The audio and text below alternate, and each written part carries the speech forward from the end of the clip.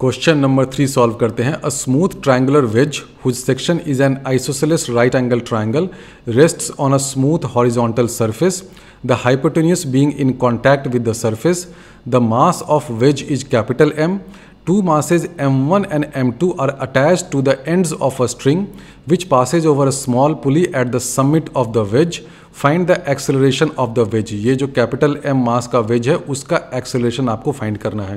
अब ये क्वेश्चन देख करके बहुत सारे बच्चे घबरा जाते हैं, उनको लगता है कि ये M1 और M2 तो ऑब्वियसली मूव करेगा ही, क्योंकि क्वेश्चन में दे रखा है M1 ग्रेटर देन M2, और साथ ही साथ ये जो कैपिटल M वाला जो वेज है ना ये भी मूव कर रहा है, करना ही है। तो बच्चों को कन्फ्यूजन होता है कि क्या हम लोग इसके फ्रेम ऑफ रेफरेंस में जाकर के क्वेश्चन सॉल्व करें, फिर स्यूडो फोर्स लगाते हैं, फिर बहुत सारे इक्वेशन लिख देते हैं, यहाँ पे टेंशन T लेते हैं, यहाँ पे टेंशन T लेते हैं, फिर इसके एक्सेलरेशन को इसके रिस्पेक्ट में वो सब करने लगते हैं, बहुत सारे इक्वेशंस आ जाते हैं। लेकिन इस क्वेश्चन को सॉल्व करने का बहुत ही आसान और सिस्टमेटिक तरीका है।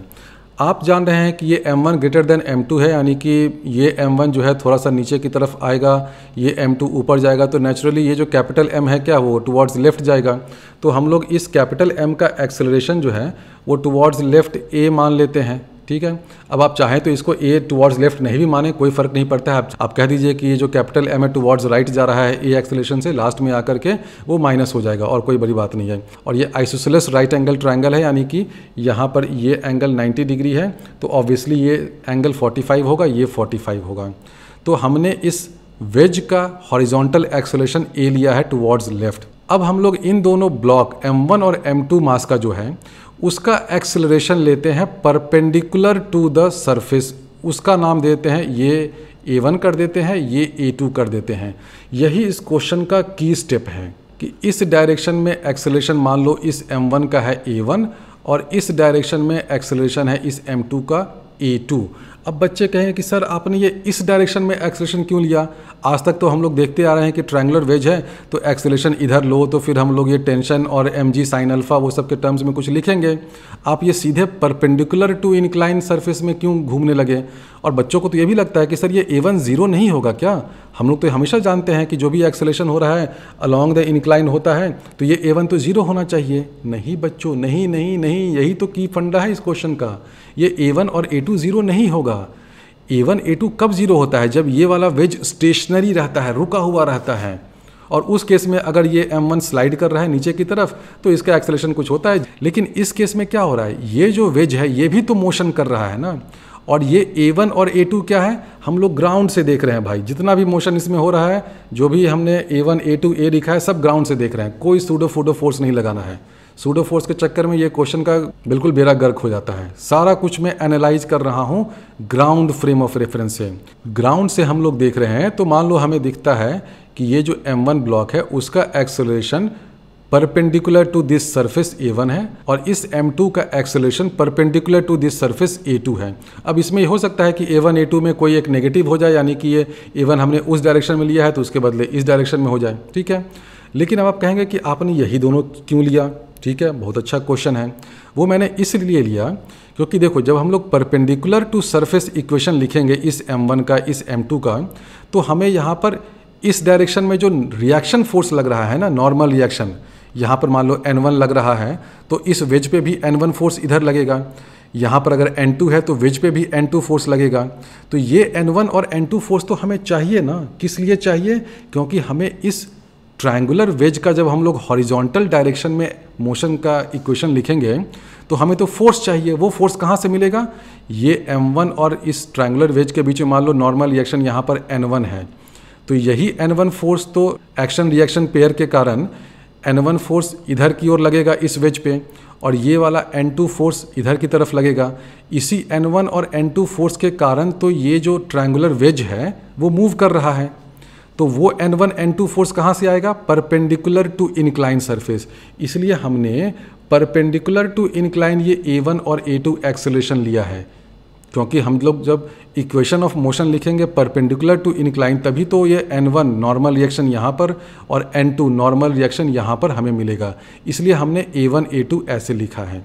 पहला रीज़न ये हुआ।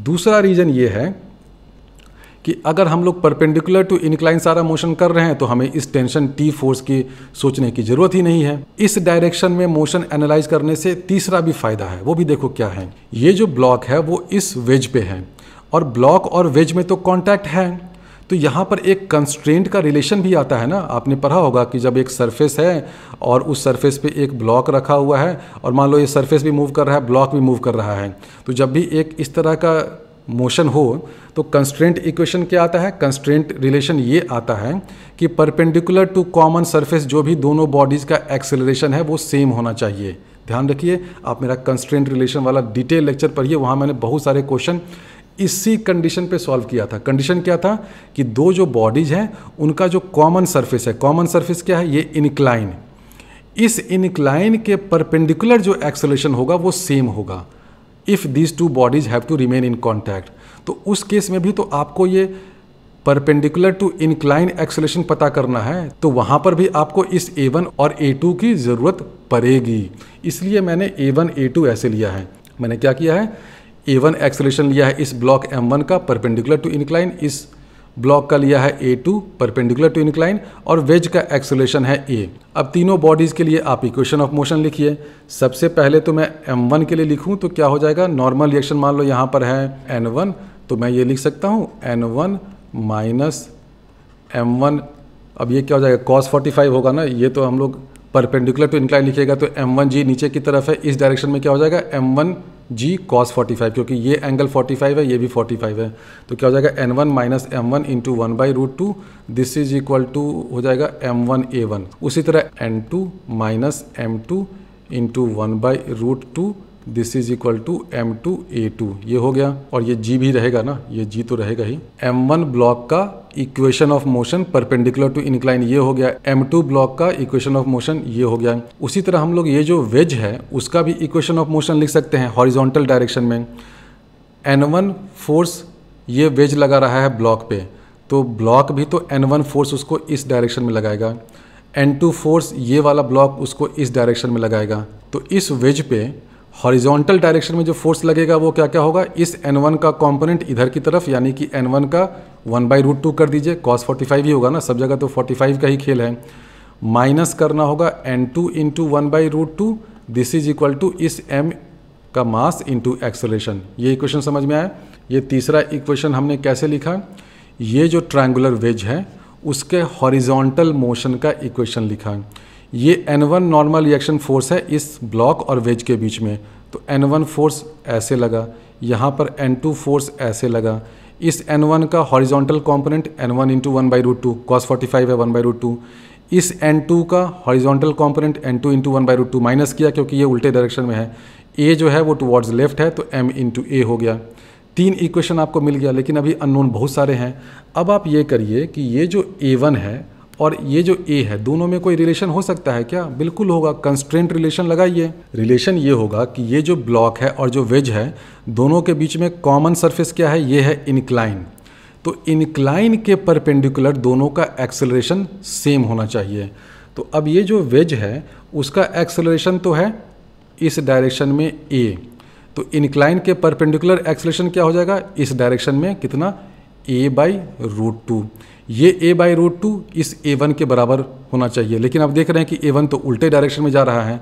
तो A1 एक्सेलरेशन अगर ऊपर की तरफ है तो हम लोग कह सकते हैं ना कि माइनस A1 एक्सेलरेशन इस डायरेक्शन में है, बिल्कुल कह सकते हैं। ये जो वेज है उसका एक्सेलरेशन है हॉरिजॉन्टल डायरेक्शन में A, तो परपेंडिकुलर टू कॉमन सरफेस दोनों बॉडीज़ का एक्सेलरेशन सेम होना है, ये कंस्ट्रेंट से आता है। यानी कि इस डायरेक्शन में दोनों बॉडीज़ का एक्सेलरेशन सेम होना है। इस वेज का एक्सेलरेशन क्या है, इस डायरेक्शन में A है इधर, ये एंगल ऑब्वियसली 45 डिग्री है, तो इस डायरेक्शन में इसका एक्सेलरेशन हो जाएगा A/√2।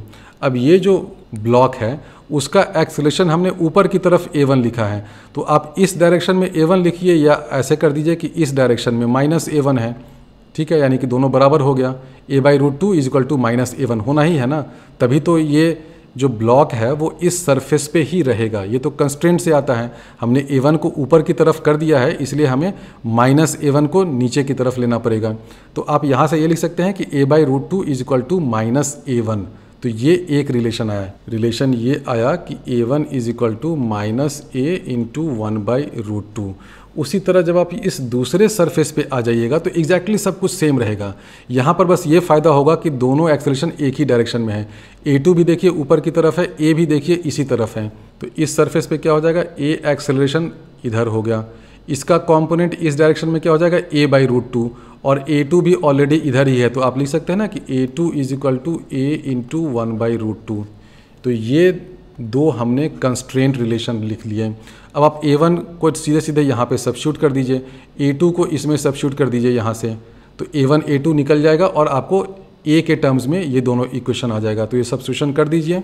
तो अब आप यहाँ से देख सकते हैं कि N1 और N2 को आप G और A के टर्म्स में लिख सकते हैं, और N1 और N2 यहाँ पर भी बैठा आपका इंतजार कर रहा है। अब आपको 3 इक्वेशन ये मिल गया है ना, इन 3 इक्वेशन को सॉल्व करना है। देखिए N1 N2 यहाँ भी है, N1 N2 यहाँ भी है, A यहाँ पर है, तो 3 इक्वेशन है, 3 अननोन है।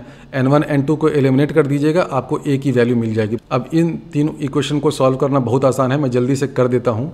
आपको मिल जाएगा N1 = M1/√2 G - A, ये पहले इक्वेशन से आ जाएगा। दूसरे से आ जाएगा N2 = M2/√2 G + A। अब इस चीज़ को आप इसमें सब्स्टिट्यूट कर दीजिए, N1 में यहाँ कर दीजिए, N2 में इसको यहाँ कर दीजिए, √2 मल्टीप्लाई होकर के 2 हो जाएगा, M1 M2 रहेगा, G - A आएगा, इधर भी A है। बहुत सिंपल है इसको सॉल्व करना, ये सॉल्व करिएगा तो A की वैल्यू आ जाएगी, A = M1 - M2 G / 2 M + M1 + M2। बहुत सिंपल है इसी क्वेश्चन को सॉल्व करना। तो इस क्वेश्चन में देखिए बेसिक फंडा और मोस्ट इंपॉर्टेंट पॉइंट ये था कि आप acceleration of this block M1 perpendicular to incline लीजिए, आप acceleration of this block M2 perpendicular to incline लीजिए।